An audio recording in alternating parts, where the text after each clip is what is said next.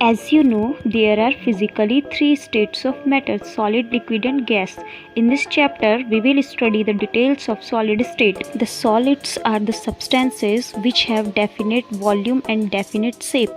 आप जानते हैं सॉलिड स्टेट में क्या होता है, जो सब्सटेंस होते हैं उनका वॉल्यूम और शेप क्या होती है, डेफिनेट होती है, फिक्स होती है, ठीक है। Now we will discuss classification of solids.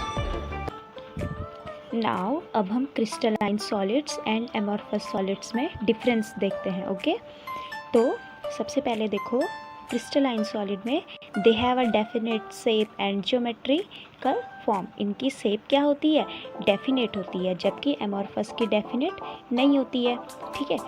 फिर देखो they have a sharp melting point. Sharp का मतलब होता है कि पर्टिकुलर, जैसे कि अगर किसी का मेल्टिंग पॉइंट 50 डिग्री है तो वो जो क्रिस्टलाइन सॉलिड होगा वो पर्टिकुलर 50 डिग्री पे ही क्या होगा, मेल्ट होगा, जबकि एमॉर्फस के केस में ऐसे नहीं होता है। इसमें एक वाइड रेंज होती है। वाइड रेंज का मतलब है कि जैसे मैंने कहा कि 10 to 20 डिग्री है इसकी, किसी एमॉर्फस की जो है मेल्टिंग पॉइंट की रेंज जो है 10 to 20 है।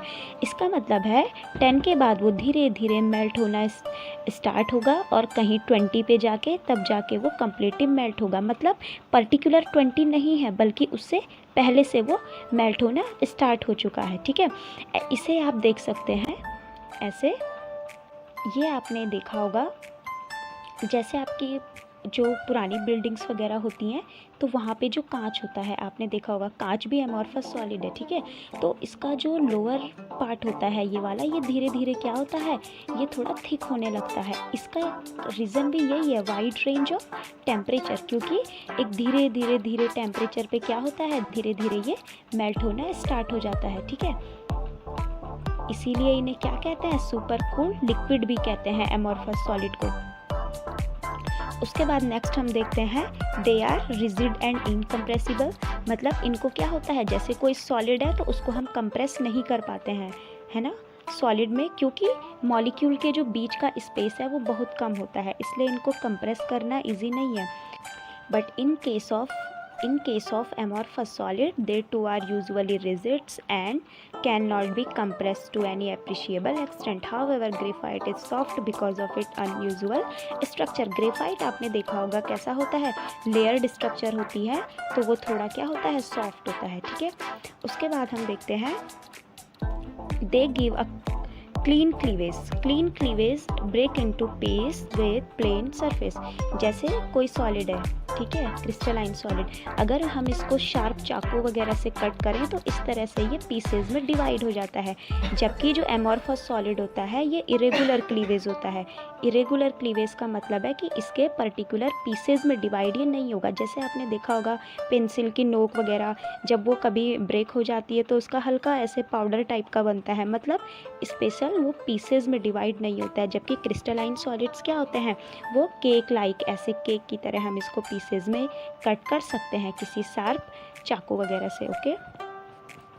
उसके बाद नेक्स्ट है they are definite heat of fusion. Heat of fusion है कि जितनी एनर्जी इसको जो है सॉलिड को लिक्विड में चेंज होने के लिए चाहिए, तो यहाँ पे क्या होती है, हीट ऑफ फ्यूज़न फिक्स होती है, यहाँ पे फिक्स नहीं होती है, ठीक है। उसके बाद जो सबसे इम्पॉर्टेंट प्रॉपर्टी है वो है एनाइसोट्रॉपिक। जो क्रिस्टलाइन होते हैं वो एनाइसोट्रॉपिक होते हैं और ये आइसोट्रॉपिक। अब हम इसको समझते हैं एनाइसोट्रॉपिक और आइसोट्रॉपिक क्या है, ठीक है। एक बार देख लीजिए, there mechanical property and electrical property depends on direction along which they are measured और they are have similar physical property in all direction. इसमें क्या होती है, सारी तरह से जो फिजिकल प्रॉपर्टी हैं वो सेम होती हैं। इसे हम डायग्राम से समझेंगे।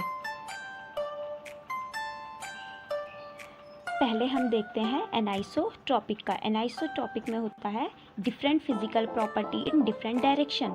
डिफरेंट फिजिकल प्रॉपर्टी आती है डिफरेंट डायरेक्शन। ऐसा क्यों होता है, क्योंकि देखो अगर मैं यहाँ से एक एरो लगाऊँ, ठीक है, तो देखो पैटर्न अलग अलग मिल रहा है ना, red blue red blue red blue, तो फिजिकल प्रॉपर्टी भी क्या होगी, डिफरेंट। और अगर मैंने इस डायरेक्शन से कोई फिजिकल प्रॉपर्टीज़ की मेज़र की तो यहाँ पे देखो red red red, it means ये डिफरेंट डायरेक्शन से डिफरेंट फिजिकल प्रॉपर्टीज़ क्या करेगा, शो करेगा, ठीक है। उसकी क्लास से भी समझ सकते हैं। जैसे हमने क्या करा क्लास में, एक गर्ल्स को एक बॉयज़ को, गर्ल्स को बॉयज़ को हमने इस तरह से बिठा दिया, ठीक है। तो अगर हम इस डायरेक्शन से देखेंगे तो देखो रेड वाली जो है वो क्या है, रेड वाली क्या है गर्ल्स और ब्लू वाली क्या है बॉयज़, ठीक है। तो जो रेड वाली है तो देखो गर्ल्स गर्ल्स एक टाइप में आ रही है, जबकि अगर मैं ऐसे में जाऊँ तो गर्ल्स बॉयज़ आ रहे हैं ना। तो देखो दोनों डायरेक्शन से प्रॉपर्टीज़ क्या आ गई, डिफरेंट आ गई, ठीक है। सेम पैटर्न हमें नहीं मिला, डिफरेंट पैटर्न मिला। तो ऐसे ही फिजिकल प्रॉपर्टी भी अगर हम मेज़र करेंगे तो वो डिफरेंट आती है। हम देखते हैं आइसोट्रॉपिक के केस में क्या होता है। आइसोट्रॉपिक में same physical property in different direction, her direction से देखने पे फिजिकल प्रॉपर्टी जो है वो सेम आती है। ऐसा क्यों होता है, देखो क्योंकि यहाँ पे हर डायरेक्शन से अरेंजमेंट सेम है। जैसे कि हमने आपकी क्लास में गर्ल्स बॉयज़ को रैंडमली बिठा दिया, तो अगर हम यहाँ से देखते हैं तो देखो गर्ल्स भी दिख रही है, बॉयज़ भी दिख रहा है। यहाँ से देखते हैं तो गर्ल्स भी बॉयज़ भी, मतलब कोई डेफिनेट पैटर्न नहीं है, ठीक है। तो आइसोट्रॉपिक को हम ऐसे समझ सकते हैं कि हर डायरेक्शन से जो फिजिकल प्रॉपर्टी आएगी वो कैसे आएगी, सेम। तो ये किसका नेचर होता है, एमॉर्फस का, ठीक है। जबकि एनाइसोट्रॉपिक किसका नेचर है, क्रिस्टलाइन का, जो क्रिस्टलाइन सॉलिड होते हैं उनका नेचर है। और आइसोट्रॉपिक किसका नेचर है, ये है एमॉर्फस सॉलिड का।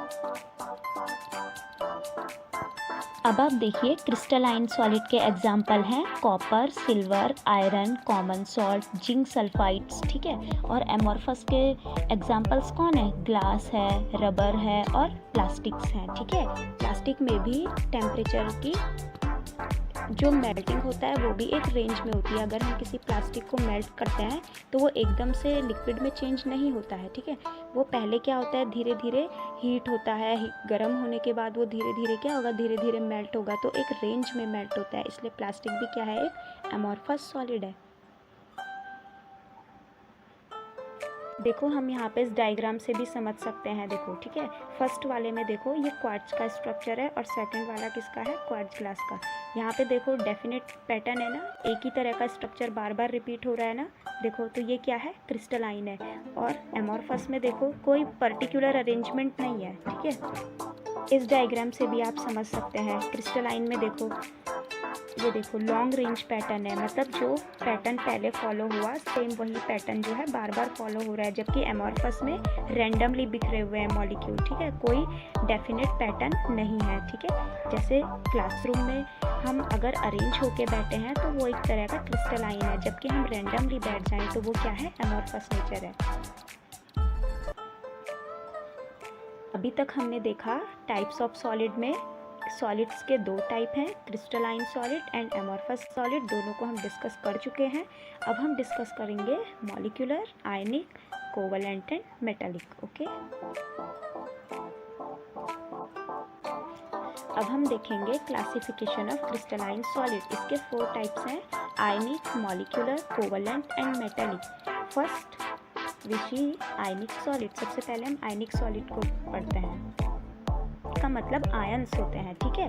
वो पॉजिटिव भी हो सकता है और नेगेटिव भी, ठीक है, इस तरह से। अब देखो in this crystalline solid constituent particle are positive और negative ion held together by coulombic और इलेक्ट्रोस्टैटिक फोर्स ऑफ अट्रैक्शन, ठीक है। तो जो हमारे आयनिक सॉलिड होते हैं, पहले तो आयनिक वर्ड का मतलब क्या होता है, वो पॉजिटिव भी हो सकता है और नेगेटिव भी।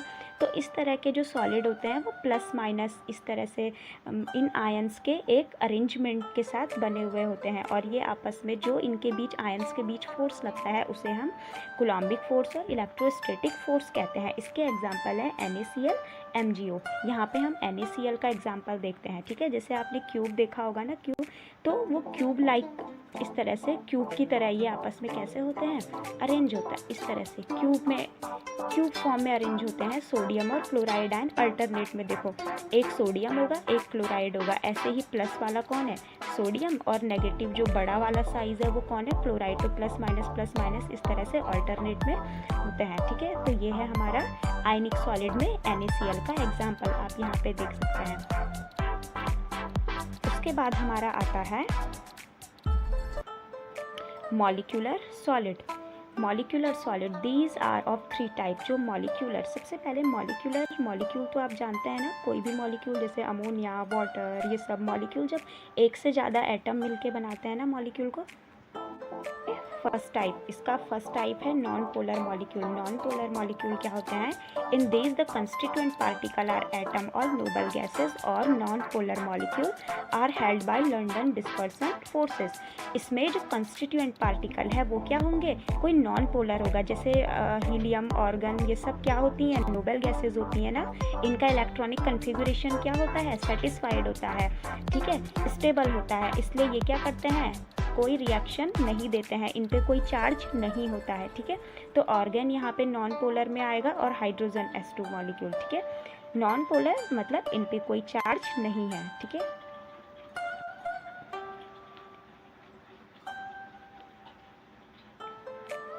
उसके बाद हम सेकेंड टाइप देखते हैं मॉलिक्यूलर का, पोलर मॉलिक्यूलर सॉलिड।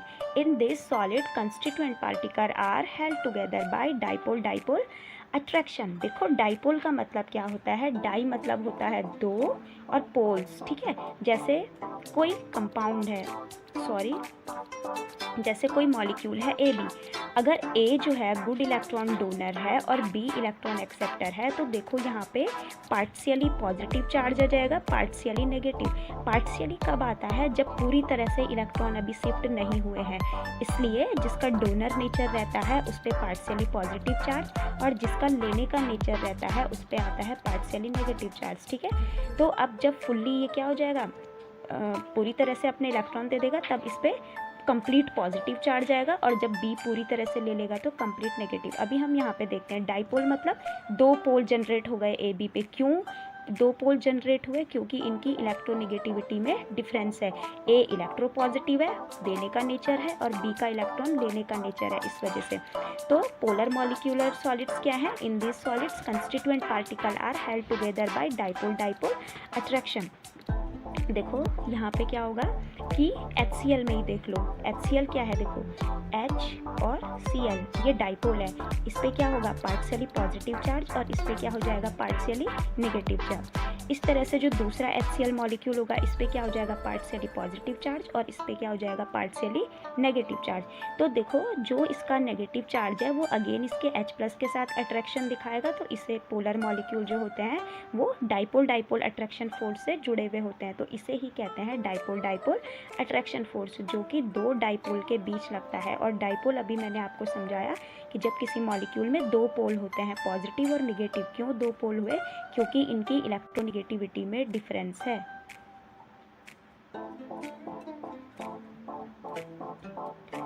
यहाँ पे आप देख सकते हैं HCl का स्ट्रक्चर, ठीक है। H ने क्या करा?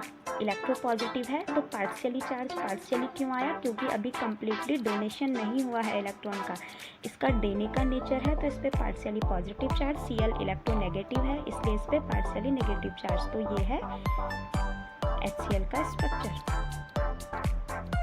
आयनिक स्ट्रक्चर है ये HCl का। एक तरह से ये एक क्या है? डाइपोल है। क्यों डाइपोल है? क्योंकि इसमें दो पोल हैं, पॉजिटिव भी और नेगेटिव भी। उसके बाद हम थर्ड मॉलिक्यूलर सॉलिड देखते हैं, hydrogen bonded molecular solid. In this type of molecular solid constituent particle are molecular containing hydrogen like FON held by hydrogen bonding. इस केसेस में क्या होता है कि जो मॉलिक्यूल होते हैं वो आपस में हाइड्रोजन बॉन्ड के साथ क्या होते हैं? जुड़े हुए रहते हैं आपस में हाइड्रोजन बॉन्ड से, ठीक है। अब हम समझते हैं, इसे समझने के लिए हमें पहले हाइड्रोजन बॉन्ड को समझना होगा, ठीक है। तो हाइड्रोजन बॉन्ड क्या है कि जब हाइड्रोजन किसी इलेक्ट्रोनेगेटिव एटम के साथ जुड़ा हुआ रहता है, जैसे फ्लोरीन के साथ, या फिर फ्लोरीन की जगह यहाँ पे क्या हो? ऑक्सीजन के साथ, जैसे कि वाटर में होता है, ठीक है। तो इस केस में क्या होगा? जो इलेक्ट्रोनेगेटिव एटम होता है वो इलेक्ट्रॉन को अपनी तरफ खींचता है, जो बॉन्डेड इलेक्ट्रॉन होते हैं, तो इसलिए हाइड्रोजन पे पार्शियली पॉजिटिव चार्ज आ जाता है। अब क्या होगा? जो दूसरा मॉलिक्यूल होगा HF का, जो F है, इस पे क्या आ जाएगा? पार्शियली नेगेटिव चार्ज आएगा। तो ये नेगेटिव चार्ज इस पॉजिटिव चार्ज के साथ इंटरेक्शन में रहेगा, और ऐसी बॉन्ड को क्या कहते हैं? हाइड्रोजन बॉन्ड कहते हैं, ठीक है। ऐसे ही यहाँ पे देखो ये एक वाटर मॉलिक्यूल है, यहाँ पे ऑक्सीजन जो है ज़्यादा इलेक्ट्रोनेगेटिव है, तो इस पे डेल्टा नेगेटिव चार्ज आएगा, और हाइड्रोजन पे क्या आ जाएगा? Partially positive. तो एक वाटर मॉलिक्यूल तो हाइड्रोजन पे कौन सा चार्ज आ गया, डेल पॉजिटिव, और यहाँ पे डेल नेगेटिव। तो एक वाटर मॉलिक्यूल दूसरे वाटर मॉलिक्यूल के साथ जिस बॉन्ड से जुड़ा हुआ होगा उसे ही हम क्या कहेंगे यहाँ पे, हाइड्रोजन बॉन्ड। तो ये वाला हाइड्रोजन जो है वो इस ऑक्सीजन के साथ बाइंड रहेगा, ठीक है, एक अट्रैक्शन फोर्स से जुड़ा हुआ रहेगा जिसे ही हम हाइड्रोजन बॉन्ड कहते हैं। तो हाइड्रोजन बॉन्ड केवल वहाँ पे बनता है जहाँ पर हाइड्रोजन जो है वो किसी हाईली इलेक्ट्रोनेगेटिव एटम जैसे कि फ्लोरीन, ऑक्सीजन या नाइट्रोजन के साथ जुड़ा हुआ होता है, तो वहाँ पे क्या बनता है, हाइड्रोजन बॉन्ड बनता है। तो एक मॉलिक्यूल दूसरे मॉलिक्यूल के साथ हाइड्रोजन बॉन्ड से ही यहाँ पे जुड़ा होता है। जैसे वाटर ही देख लो लिक्विड फॉर्म में होता है, क्यों, क्योंकि यहाँ पे हाइड्रोजन बॉन्डिंग है, ठीक है। यहाँ पे आप स्ट्रक्चर देख सकते हैं अमोनिया मॉलिक्यूल का और वाटर का, ठीक है। हाइड्रोजन यहाँ पे ऑक्सीजन के साथ बाइंड है, ऑक्सीजन पे पार्शियली नेगेटिव और इस पे पार्शियली पॉजिटिव।